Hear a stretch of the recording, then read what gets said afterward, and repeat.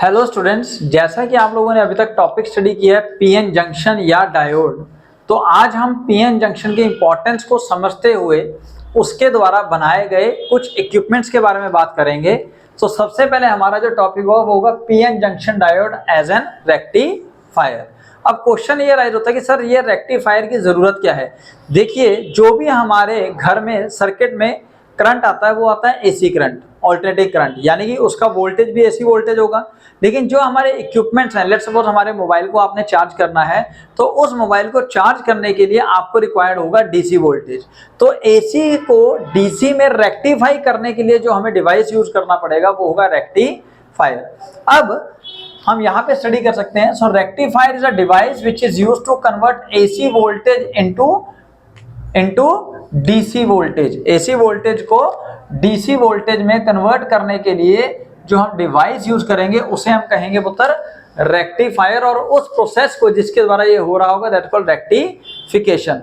अब ये जो रेक्टिफायर इंस्ट्रूमेंट है ये बेसिकली वर्क करेगा on a principal that the during forward biasing resistance is low and current across the load resistance is maximum. यानी कि जिस समय रेजिस्टेंस लो होगा तब करंट जो है वो मैक्सिमम पास होगा। आपको पता है फॉरवर्ड बायसिंग यानी कि ट्रू कनेक्शन में आपको बताया था, जब P को पॉजिटिव टर्मिनल से और N को नेगेटिव टर्मिनल से कनेक्ट किया जाएगा तो उस समय maximum current through the load resistance मिलेगा। On the other hand, during a reverse biasing the resistance is high and the current is minimum. यानी कि यहाँ पे फॉल्स सर्किट होगा, P को नेगेटिव टर्मिनल ऑफ सेल से और N को पॉजिटिव टर्मिनल ऑफ सेल से हम कनेक्ट करेंगे तो रेजिस्टेंस मैक्सिमम हो जाता है और करंट मिनिमम हो जाता है। अब रेक्टिफायर जो है वो दो टाइप के हैं, full wave rectifier and half wave rectifier, जिसको समझने से लिए आपको सर्किट डायग्राम समझना पड़ेगा। और हम सबसे पहले स्टडी करेंगे हाफ वेव रेक्टिफायर, और हाफ वेव रेक्टिफायर की लिमिटेशन को समझते हुए then we will discuss about the full wave rectifier. तो स्टूडेंट्स, सबसे पहले हाफ वेव रेक्टिफायर के लिए आपने एसी इनपुट लिया और वहां पे कनेक्ट किया आपने ट्रांसफार्मर। ट्रांसफार्मर कौन सा यूज करेंगे हम? Step down transformer. पीछे से वोल्टेज हाई आ रही है, हमारे घरों में हमें नॉर्मल वोल्टेज चाहिए होती है, ठीक है। तो ट्रांसफार्मर आपने यूज किया जो स्टेप डाउन ट्रांसफार्मर होगा, और उसको कनेक्ट करेंगे आप एक इंस्ट्रूमेंट के साथ जिसको आप बोल रहे हो रेक्टिफायर।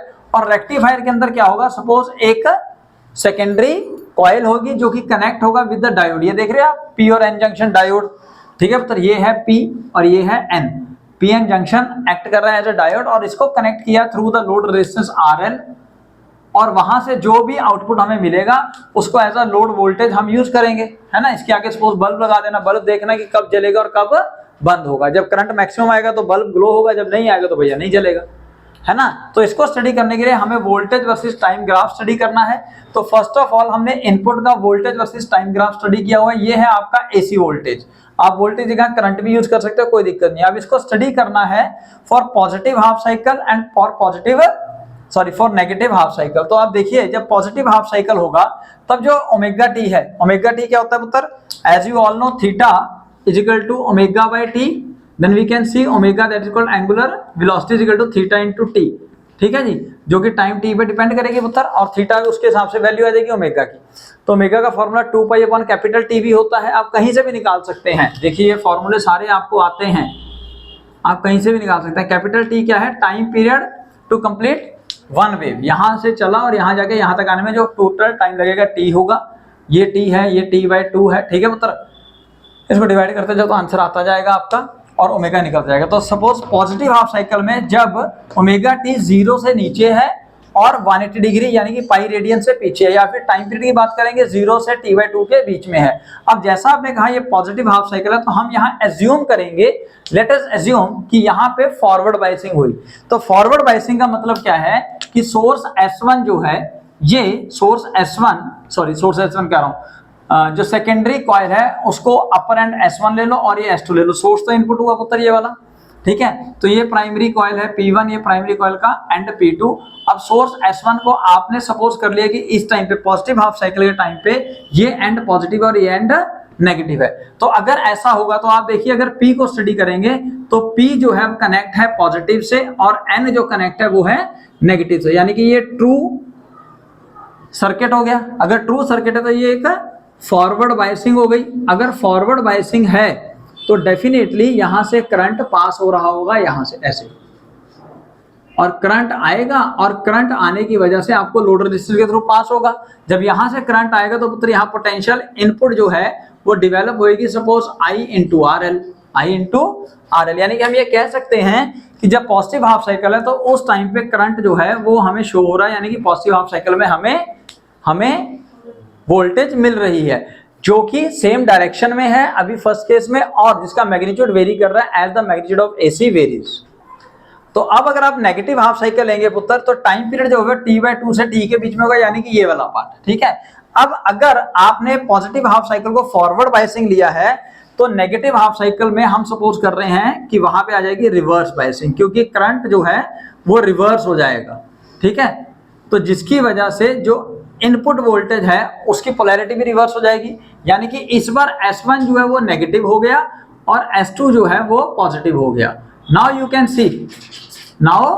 कैन सी कि ध्यान से अगर हम देखें, एक मिनट ये सर्किट पूरा कर दूं, अगर आप ध्यान से देखें कि इस बार रिवर्स बायसिंग में, इसका बात खत्म, इस बार रिवर्स बायसिंग में S1 जो कि नेगेटिव हुआ है, S2 जो कि पॉजिटिव हुआ है, उसकी वजह से P के साथ कनेक्टेड है नेगेटिव और N के साथ कनेक्टेड है पॉजिटिव। तो ये कौन सी बायसिंग हुई पुत्र? Reverse biasing. अगर ये रिवर्स बायसिंग है तो ये हुआ फॉल्स कनेक्शन। अगर कनेक्शन फॉल्स है या रिवर्स बायसिंग है तो डेफिनेटली रेजिस्टेंस कितना हो जाएगा? मैक्सिमम, और करंट कितना हो जाएगा? मिनिमम। मिनिमम का मतलब ऑलमोस्ट जीरो, ठीक है पुत्र। तो यहां से कोई करंट नहीं आएगा तो वोल्टेज अक्रॉस लोड रेजिस्टेंस कितना होगा पुत्र? जीरो। यानी कि सर यहां पे हम कैसे ड्रॉ करेंगे? तो हम ड्रॉ करेंगे ये ग्राफ, ये, ठीक है पुत्र।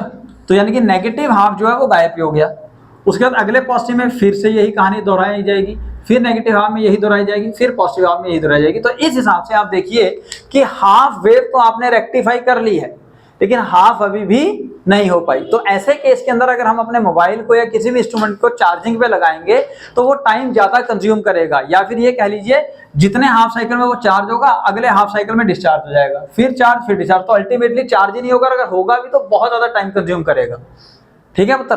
तो चार्जिंग डिस्चार्जिंग चलेगी, टाइम ज्यादा कंज्यूम होगा। तो इस चीज को ओवरकम करने के लिए अब हम बनाएंगे फुल वेव रेक्टिफायर। तो अब स्टूडेंट्स हम लोग स्टडी करेंगे full wave rectifier. Full wave rectifier को बनाने के लिए आपको दो डायोड्स चाहिए होंगे, यानी कि दो पीएन जंक्शन चाहिए होंगे। सपोज एक पीएन जंक्शन डायोड D1 आपने यहाँ कनेक्ट कर रखा है और एक और डायोड D2 को यहाँ कनेक्ट किया, और आपने क्या किया, यहाँ पे सर्किट के बीच में एक जंक्शन दिया या एक कनेक्शन लिया और उस कनेक्शन C से लोड रेजिस्टेंस RL को कनेक्ट किया जहां से आप आउटपुट वोल्टेज लेंगे, और उस आउटपुट वोल्टेज को टैप करेंगे on to the coil S2। अब ये मार्क जो है आप समझते हैं कि ये टच नहीं कर रही है, ऊपर से जा रही है और इसके साथ कनेक्ट हो रही है। सपोज इसका नाम दे दो CT, tapping, controlling tapping CT, ठीक है पुत्र। अब क्या होगा, पहले पॉजिटिव हाफ साइकिल के अंदर जब ओमेगा टी 0 से बड़ा और पाई से छोटा, या टाइम पीरियड 0 से बड़ा या T/2 से छोटा होगा, उस टाइम पे आपका जो सोर्स का फर्स्ट एंड है, सेकेंडरी कॉइल का S1 जो है वो पॉजिटिव होगा और S2 नेगेटिव होगा। अब इसके हिसाब से डायोड D1 और डायोड D2 को पकड़ते हैं। पहले D1 को पकड़ते हैं, P पॉजिटिव से और N जो है वो घूम के नेगेटिव से कनेक्ट आएगा। तो डेफिनेटली इसका मतलब क्या है कि ये फॉरवर्ड बायस्ड है, ट्रू कनेक्शन है। अगर ट्रू कनेक्शन है तो यहां से तो करंट जाएगा सर, डायोड D1 के थ्रू करंट जा रहा है, सपोज करंट गया I, ठीक है। अब हम डायोड D2 देखें 2 मिनट के लिए, तो डायोड D2 जो पॉजिटिव है वो कनेक्टेड है विद S2 नेगेटिव P से कनेक्ट है, वो रिवर्स बायस्ड हो गया। अगर वो रिवर्स बायस्ड है तो वोल्टेज 0 आ जाएगी, यानी कि रेजिस्टेंस मैक्सिमम होगा, करंट मिनिमम हो जाएगा। तो इस केस में यहाँ पे तो इसमें यहां से यहां तक में कोई करंट फ्लो नहीं करेगा। तो करंट देखिए मैंने रेड पेन से बनाया हुआ है, यहां से जाएगा। अगर मैं बात करूं इसका पाथ लिखते हैं हम, करंट जो है वो D1 से C से होता हुआ RL के थ्रू होता हुआ अल्टीमेटली CT से होता हुआ दोबारा से S1 और D में एंटर कर जाएगा, D1, ठीक है। तो एक कंप्लीट पाथ हो गया, तो हमारी बात बन गई। तो यानी कि यहाँ पे पॉजिटिव हाफ साइकिल के अंदर हमारा जो आउटपुट वोल्टेज है वो कितना आया, वो आया उत्तर I इंटू RL, ये आ गया फर्स्ट केस। अब हम देखते हैं नेगेटिव हाफ साइकिल में क्या होगा। तो स्टूडेंट्स नेगेटिव हाफ साइकिल में इस बार क्या होगा, जब हम नेगेटिव हाफ साइकिल लेंगे तो इस बार S1 अब नेगेटिव और S2 पॉजिटिव हो जाएगा, अच्छा, तो S1 डायोड D1 को स्टडी करेंगे तो S1 नेगेटिव, तो P जो है वो नेगेटिव से कनेक्ट है और N पॉजिटिव, यानी कि वो हो गया रिवर्स बायस्ड। अगर रिवर्स बायस्ड तो रेजिस्टेंस मैक्सिमम और करंट मिनिमम या ऑलमोस्ट जीरो। अच्छा, तो डायोड D2 को भी देख लो यार, डायोड D2 के साथ S2 कनेक्ट है, वो पॉजिटिव है, हाँ P पॉजिटिव, ये वाला N जो है वो नेगेटिव, यानी कि ये फॉरवर्ड बायस्ड होगा। यहाँ बात बन गई इस बार I मैक्सिमम, क्योंकि रेजिस्टेंस मिनिमम होगा इस डायोड का, तो इस बार जो करंट यहां से आएगा वो बेसिकली पाथ फॉलो करेगा ये वाला। देखिए D2 से ऊपर C से RL से फिर जाता हुआ CT से होता हुआ S2 से D2, यानी कि ये हमारा पाथ फॉलो हो गया। यानी कि अगेन हमारे लोड रेजिस्टेंस से नेगेटिव हाफ साइकिल के अंदर भी करंट फ्लो हुआ, और अगर करंट पास हुआ है तो पोटेंशियल कितना डेवलप होगा पुत्र, I इंटू RL, यानी कि इस बार नेगेटिव हाफ साइकिल में भी पोटेंशियल डेवलप हो गया। और ये प्रोसेस चलता रहेगा ऐसे ही, पॉजिटिव नेगेटिव। तो आप देखिए यहाँ पे फुल वेव रेक्टिफाई हो गई है, that is why we use this rectifier as a full wave rectifier. और फुल वेव रेक्टिफायर की मदद से आपको चार्ज करने में टाइम भी कम लगेगा, फास्ट चार्ज होगा और डिस्चार्जिंग वाली प्रॉब्लम भी खत्म हो जाएगी। So this is all about PN junction diode act as an rectifier.